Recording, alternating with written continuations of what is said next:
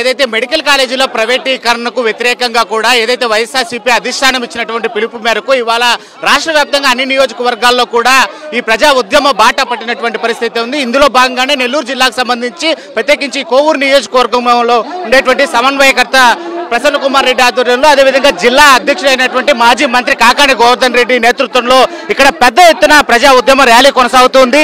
దాదాపు 1.5 కిలోమీటర్ల దూరం నుంచి కూడా ఈ ర్యాలీ పెద్ద ఎత్తున ప్రజలు, అదేవిధంగా విద్యార్థులు, తల్లిదండ్రులు స్వచ్ఛందంగా పాల్గొన్నటువంటి ఒక ర్యాలీగా కూడా చెప్పొచ్చు. మనతో పాటు ఇక్కడ ర్యాలీలో మాజీ మంత్రి కాకాని గోవర్ధన్ రెడ్డి ఉన్నారు. సార్ చెప్పండి, ఇవాళ మెడికల్ కాలేజీల ప్రైవేటీకరణకు సంబంధించి అధిష్టానం ఇచ్చినటువంటి పిలుపు మేరకు సంబంధించినటువంటి ఈ ర్యాలీ ఉద్యమం ఏ విధంగా కొనసాగుతుంది?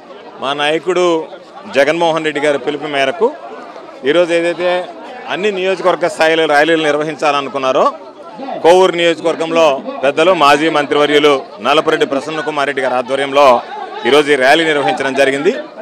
బహుశా ఈరోజు ఒక్కసారి ఈ ర్యాలీలో ఉండేటువంటి ప్రజలు స్వచ్ఛందంగా తరలి రావడం, వాళ్ళ స్పందన చూస్తే జగన్మోహన్ రెడ్డి గారి నాయకత్వాన్ని ప్రజలు ఎంత బలంగా కోరుకుంటున్నారు, చంద్రబాబు నాయుడు తీసుకుంటున్నటువంటి ప్రజా వ్యతిరేక నిర్ణయాల పట్ల ఎంత నిరసన వ్యక్తం చేస్తున్నారనేటువంటిది ప్రత్యేకంగా చెప్పాల్సినటువంటి అవసరం లేదు.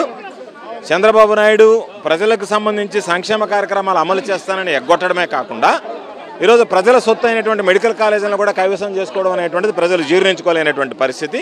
కాబట్టి తప్పనిసరిగా ఇది ఇంతటితో ఆగిపోదు. ఇదే విధంగా ఉద్యమ రూపం దాల్చినటువంటి అనేక కార్యక్రమాలు కూడా రాబోయేటువంటి రోజుల్లో చంద్రబాబు నాయుడు గారు ఏదైతే ప్రజా వ్యతిరేక విధానాలని ఈరోజు ఆయన ముందుకు తీసుకువెళ్తున్నాడో వాటి మీద ప్రజలు తీవ్రమైన ఉద్యమాన్ని నీరుగార్చేటువంటి ప్రయత్నం, తాడిపత్రులో పెద్దారెడ్డిని హౌస్ అరెస్ట్ చేసి తనకేదో ప్రాణహాని ఉంది కాబట్టి వదలట్లేదు అనేటువంటి ఒక హైడ్రామా క్రియేట్ చేసినట్టు ఈరోజు కోవూరు నియోజకవర్గానికి సంబంధించి కూడా 100 మందే వెళ్ళాలా, మీరు వెళ్ళడానికి లేదు, మైకులు వాడడానికి లేదు, మైక్ వ్యాన్లు వాడడానికి లేదు అని చెప్పి రకరకాలైనటువంటి ఆంక్షలు విధించినా ప్రజలు వాటన్నిటిని బేఖాతరు చేసి స్వచ్ఛందంగా తరలి వచ్చేటువంటి పరిస్థితి. కాబట్టి వేలాది సంఖ్యలో ఈరోజు కోవూరు నియోజకవర్గంలో ప్రజలు పాల్గొంటున్నారంటేనే ఈరోజు ప్రజలలో వైఎస్ఆర్ కాంగ్రెస్ పార్టీ పట్ల, జగన్మోహన్ రెడ్డి గారి నాయకత్వం పట్ల, చంద్రబాబు నాయుడు విధానాల పట్ల ఎంత నిరసన వ్యక్తం చేస్తున్నారు, జగన్మోహన్ రెడ్డి గారి నాయకత్వం పట్ల ఎంత నమ్మకం ఉందనేటువంటిది ప్రత్యేకంగా చెప్పాల్సినటువంటి అవసరం లేదు. సో ఈ కార్యక్రమం ఎంతవరకు కొనసాగనుంది? ఉమ్మడి నెల్లూరు జిల్లాకు సంబంధించి అధ్యక్షుడిగా ఎక్కడెక్కడ పాల్గొనబోతున్నారు, ఎలా జరుగుతుంది? ఈ కార్యక్రమం అయిపోయిన తర్వాత అవకాశం ఉంటే సర్వేపల్లి నియోజకవర్గంలో కూడా వెళ్ళి పాల్గొంటాను.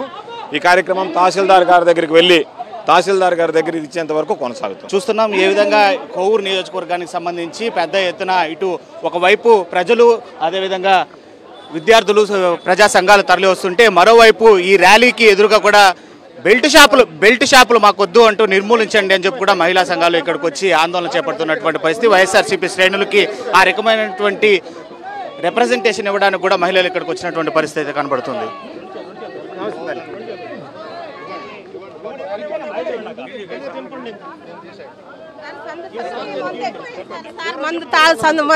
సందుకు మందు ఎక్కువైపోయింది, తాగి తాగి చచ్చిపోతున్నారు సార్. మా ఆయన ఉరేసుకొని చచ్చిపోయారు సార్, తాగి చచ్చిపోతున్నారు సార్. సాయంకాలం ఉదయం నుంచి సాయంకాలం దాకా అదే పని అయిపోతుంది సార్. బెల్ట్ షాపులు తీసేయాలి, కల్తీ మద్యం తీసేయండి సార్.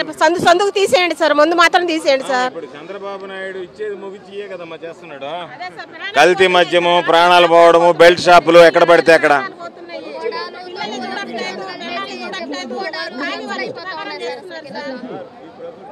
అలాగే తల్లి, ఇది ఇది మీలో ఉద్యమం ఏ విధంగా అయితే వచ్చిందో అదే విధంగా వస్తే ఇంట్లో వాళ్ళని, కుటుంబ సభ్యులను కోల్పోతున్నాము కల్తీ మద్యం వల్ల, అదేవిధంగా బెల్ట్ షాపుల వల్ల అనేటువంటిది మేము కూడా సహకరిస్తాం.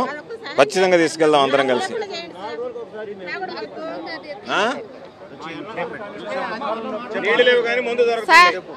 మాకు మందు ఎక్కువైపోయింది సార్. సందుకు మందు అమ్ముతున్నారు, తాగి చచ్చిపోతున్నారు. మా ఆయన ఊరేసుకొని తాగి చచ్చిపోయాడు సార్.